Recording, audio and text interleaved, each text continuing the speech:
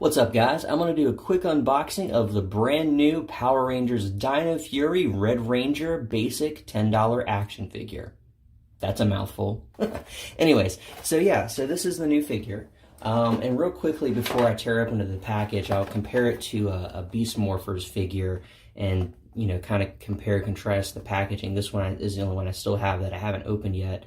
You'll see it's, when you put the cards together, it's pretty close in size. The only difference is, I think, is for Beast Morphers, they had this thing where the artwork kind of stood above and they cut the head out, whereas with this, they just let this new one, they just let the cardboard kind of be straight up here for the most part, except for that little dip right there they cut for the logo. Kind of weird that they did that. Although they do have the Ranger over here, so I guess it's, whoops. I guess it's kind of like this little piece here does kind of get cut around a little bit, that point on the helmet. But anyhow, other than that, they're pretty similar in the packaging. This one has some kind of like digital, effects raised in the plastic, whereas this one is just, it's all flat. I mean, there's a little bit of a dip here, but it's no texture on it at all. Down here, the bottom, Power Rangers logo is the same, Hasbro logo is the same. The 4+ was kind of cooler in a bubble versus just being in multiple languages. Red Ranger, whereas here they have the name here. That's a little different. There's disclaimer text here, there is none here. Bottoms, same kind of stuff. The newer one has some more fancier icons. Looks like they moved the barcode to the back, I assume. Yeah, they did. So the barcode is on the back now. For the most part, it's multiple languages and all that kind of stuff like we had before. Looks like there's more text on this one on the back, but yeah, that's interesting. PowerRangers.com logo is the same for the brand. Hasbro logos, 3-year-old logos, all that stuff. Figures, when you actually look at the figures on the back, it's interesting they have the stacked logo on the new one, whereas they had the full horizontal in the older ones. And you also notice that they used to say Saban's Power Rangers at the top here, whereas they have nixed that for Dino Fury. And so you got your figure, your pose, all that kind of thing on the back. Multiple languages explaining about the key stuff. And again, they have another key titled a gimmick. Here they call that out here. On this one, they called it on this piece over here, but same sort of thing. And then obviously, they have the main Power Ranger brand logo on the bottom, and then on the top, they have Beast Morphers, Dino Fury. This is the actual season/team name up at the top in a smaller font or logo size. Let's dig into this guy and see what he's like. So here's the figure.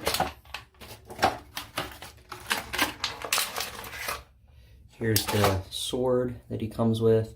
I don't know that this is, we're a couple episodes into the show now. I haven't seen this sword appear quite yet, so I don't know if that's even something in the show or just something for the toy. That's definitely different than this sword that you see on the card that they definitely use in the show. Over here is the key. This is the key that you would put into the morpher, like this, to activate various sounds. I believe I heard this one makes like a flame sound for the Red Ranger. So it's got like a metallic-y sticker here of the knight on one side, and the other side you've got a head that if you buy the Megazord, whenever that's coming out, you can put this head in there, and that'll be a head for the Megazord. So that's that. Pretty simple.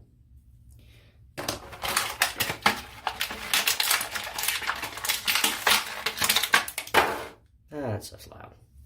And here's the figure. Here's how it compares to the Beast Morpher $10 basic line figure.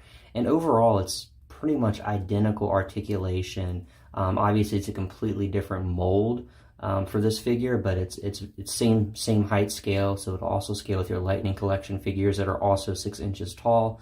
And overall, it's very similar to the Beast Morphers line. However, I will say this.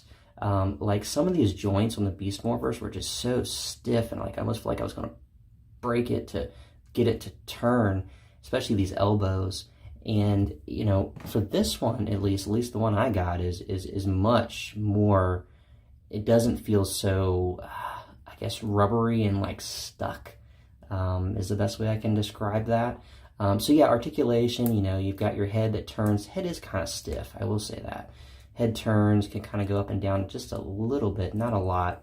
Arms, you know, they can go up as well, you know, full 360, but then they can also go, you know, out, up, however you want to do it.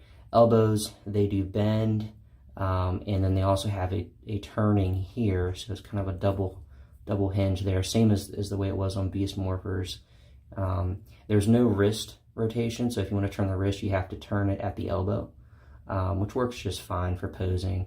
For the Morpher, they painted it, but they painted it all black, which I don't even think there's hardly any black on the thing. So that's something that you could paint yourself and add some more details into. I may not, not sure. I like to display the basic mainline or 6-inch figures, so I may not, just to keep it accurate for what was released for that year. I like to kind of compare them all on a shelf. The belt has some really nice nice, you know, details molded into it. I feel like even the belt buckle on the back, you know, they got the little cloth creases for the spandex. That was something that I really liked about Beast Morphers. Even though they didn't use spandex, they used more of a leather material. They had that leather texture and creases and things, and made it much more realistic than Bandai ever did for the material look of the plastic.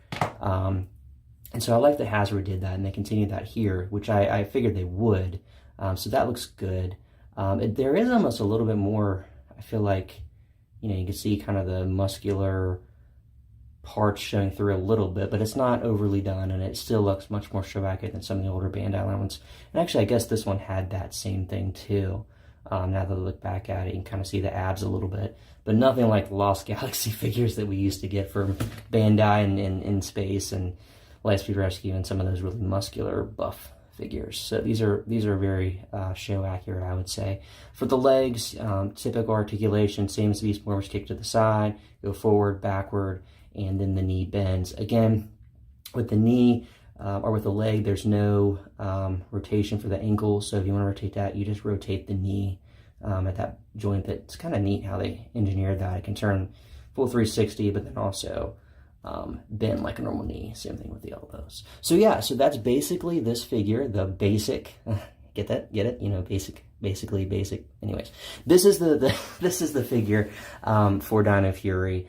I'm sure all the other Rangers are very similar. Females are probably a little bit skinnier, as they normally are. But I think overall this is an improvement. I liked the Hasbro Beast Morpher figures.